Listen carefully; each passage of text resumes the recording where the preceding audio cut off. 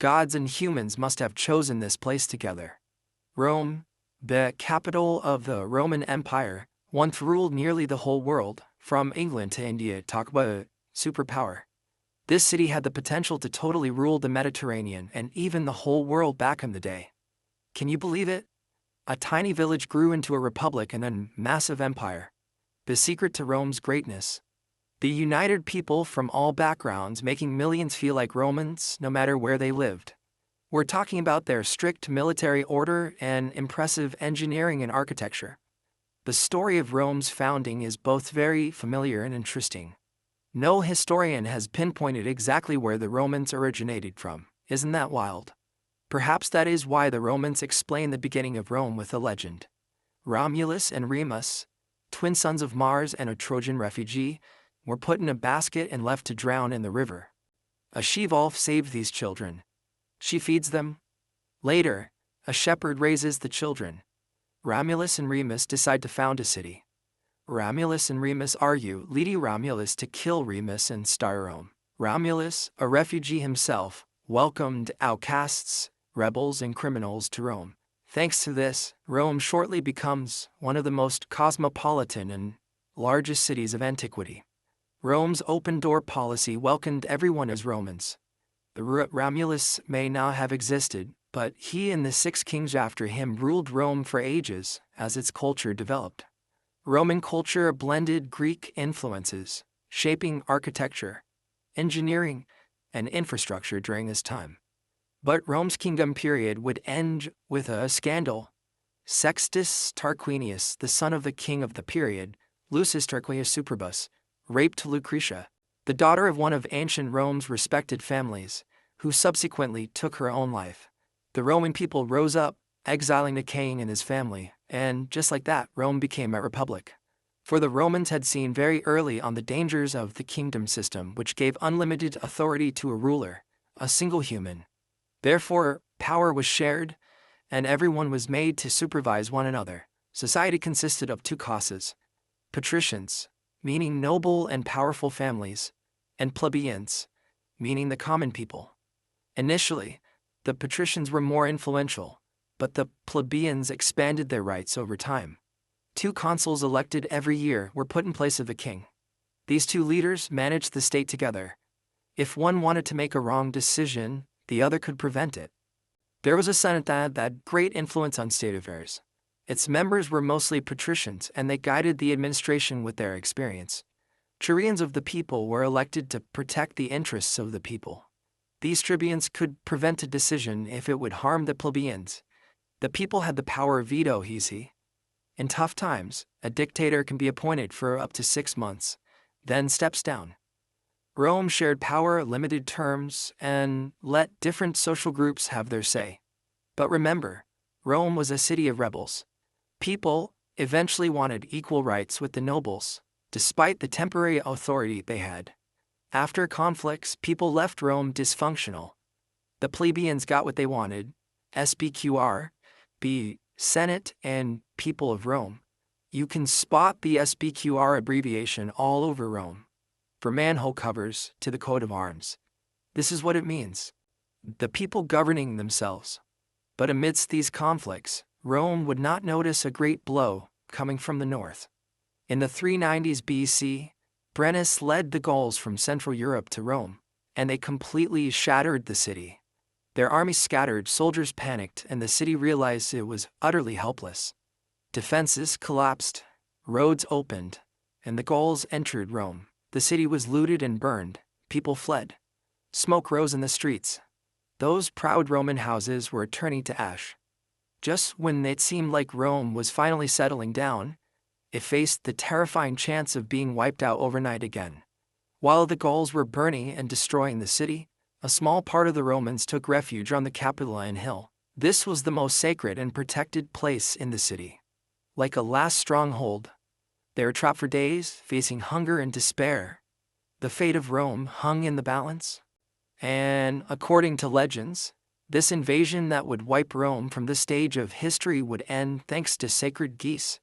One night, while the Gauls were trying to climb the hill silently, the guards were asleep. Normally, dogs were expected to bark, but At that moment, the sacred keys kept in the temple will scream and shout. The Roman soldier Marcus Manlius would wake up and start the defense. The invaders would be repelled. So, if it weren't for those geese, it would have been the end of the capital and, consequently, Rome. History sometimes offers us very interesting breaking points. Rome's crisis became its biggest nightmare, making it untouchable until its eventual fall, because it would restructure its entire structure and especially its army based on this event. The following century would witness Rome's expansion, first in Italy, and its unending wars. During its expansion, it made smart deals with landowners. Instead of just occupying, they didn't conquer them. Instead, they armed them as Rome's own soldiers. Of course, you could refuse this. Then both you and your entire family would be responsible for what would happen to you. That's separate. But this would work. By the 270s BC, they would be dominant over all of Italy. And when they reached the far south, they would encounter a great threat right across the sea: the Carthaginians. Carthage, the Phoenicians' legacy, quickly became a powerhouse in the Mediterranean, eyeing the opposite shore for expansion. The clash of these two giants sparked nearly 100 years of war, the Punic Wars. For Rome, perhaps the second one would be the greatest trauma. Carthaginians ruled the seas in the First Punic War. Rome took ideas from Carthaginian ships, mixed in new strategies, and beat them for Sicily. Rome would step out of Italy for the first time. But the Second Punic War would offer us one of history's craziest stories. While the Romans defended Rome, Hannibal shocked everyone by crossing the Pyrenees and showing up in northern Italy with his elephants. While Rome was ready for the Carthaginians, a wild commander with elephants came from the north and started taking their cities. He was getting closer to Rome. In the epic Battle of Cannae, he crushed the Roman army, even outnumbered. However, after crossing the Alps, the Battle of Cannae, and small fronts, Hannibal's army was not strong enough. He also knew that Rome's resources were unlimited. That's why he didn't attack Rome directly. Hannibal thought of keeping pressure on and wearing them down by attacking their allies for years. But this would be a big mistake. Because Rome was both stronger and much more paranoid, it would not rest until the root of Carthage was dried up. At that time, a young commander, Publius Cornelius Scipio, took the reins. Using Hannibal's tactic, he planned to destroy Carthage on its own lands. Senator Cato famously said, "Carthage must be destroyed." After Scipio took Spain, he cut off Carthage's resources. Then he crossed to Africa and threatened Carthage. The Carthaginians found the solution in recalling Hannibal from Italy. Two great commanders, two different geniuses would meet at Zama, 202 BC. This time the advantage was with Rome. A fresher army, better cavalry support, more resources. Hannibal is defeated. He came out of the war alive, but the peak of his career ended there. But Hannibal was perhaps the enemy that made Rome, in a sense. For Rome was now the sole master of the Mediterranean. Soon, Rome will be eyeing the other shore too, just like we talked about before. Alexander the Great left behind legendary wealth. Rome took advantage, winning the Macedonian Wars and capturing Macedonia while charming Greek city-states. It said, "Don't be afraid, you are free now." Corinth tried to rebel, but Rome quickly shut it down, controlling the Greek city-states. The Greeks didn't fight back, but Rome faced a powerful cultural resistance instead. Rome's elite loves the culture of their conquered lands. Just like Cicero said, Greece was defeated by force of arms but won with its culture. This cultural dissolution would actually prepare the end of the Roman Republic. Greek culture and the wealth of Western Anatolia blinded the elites. Slave influxes to Rome started, and locals began losing their rights and status to newcomers, who took over the scene. Of course, the wealth flowing into Rome accumulated in the hands of certain names and landowners, and inequality increased. Rich mansions, angry citizens, and restless slaves. Here, some might think of Spartacus. His rebellion would actually be a natural result of Rome's culture dissolving after Greece.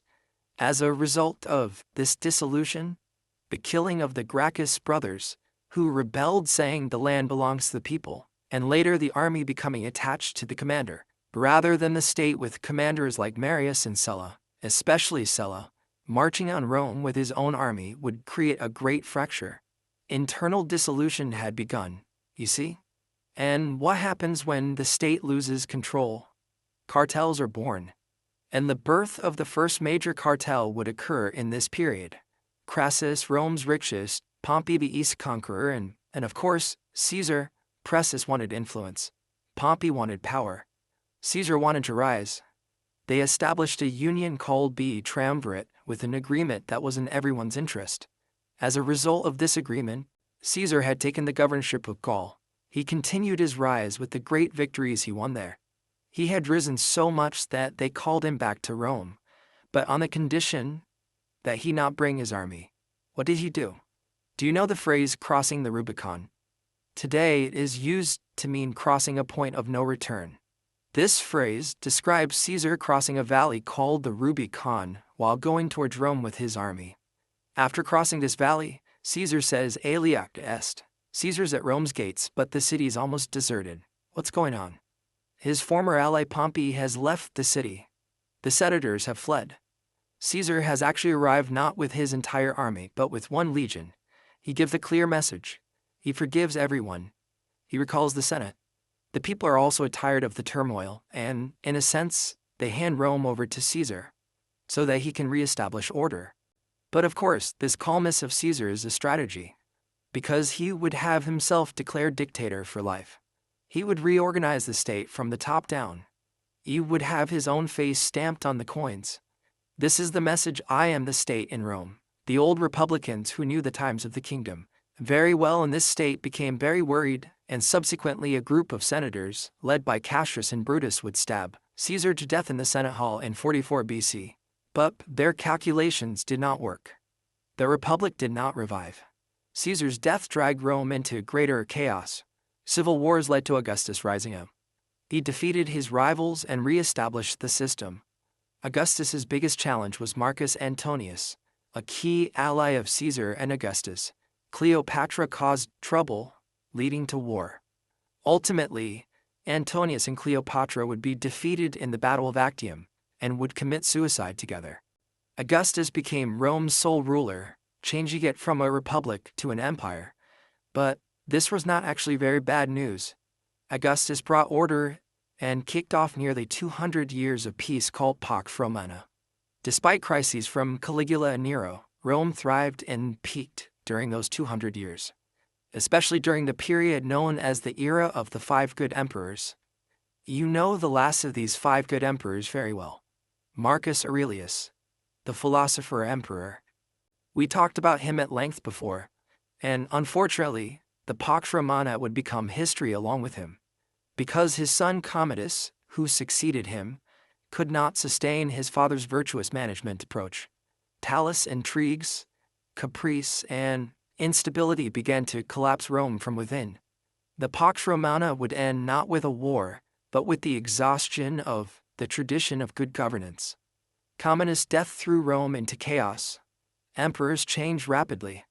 The army turned into a power that ruled the state rather than protecting it. Rome was still a great empire, but its foundations had cracked.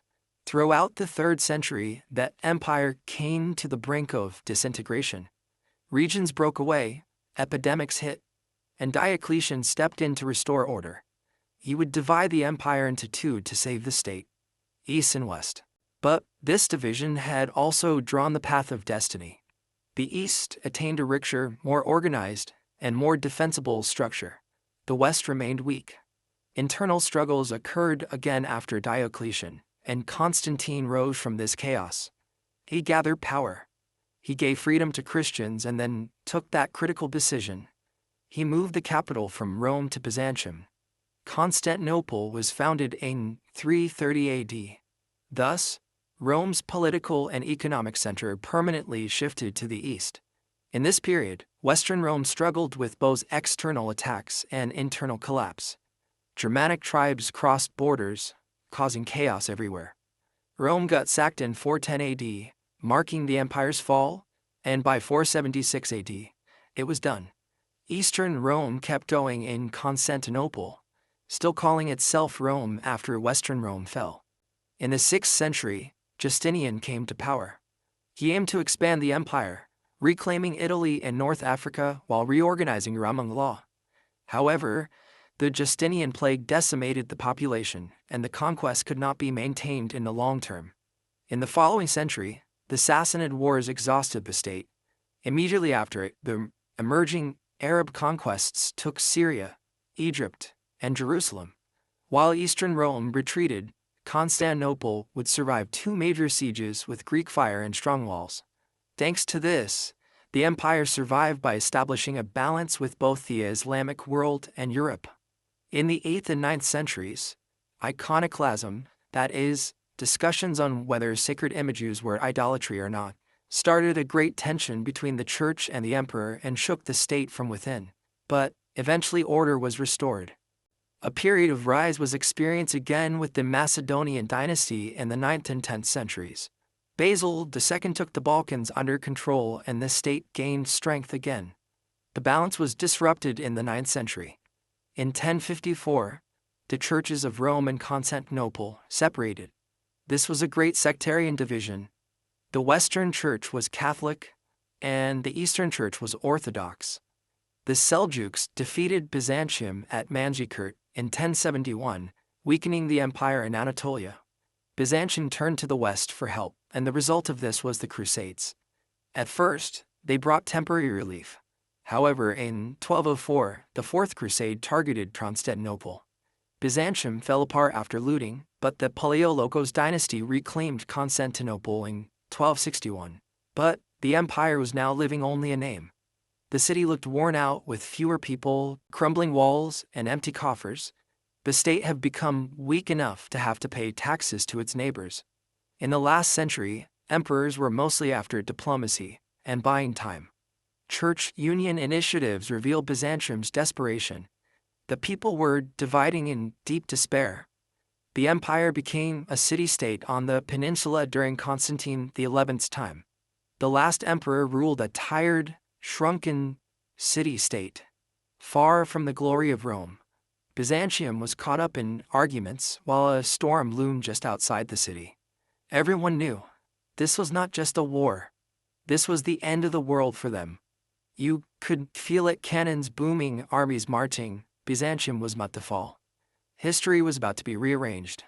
The balance of power was now being written by another hand, and that morning, a new power stood at the door of the Roman legacy that lasted 4 centuries.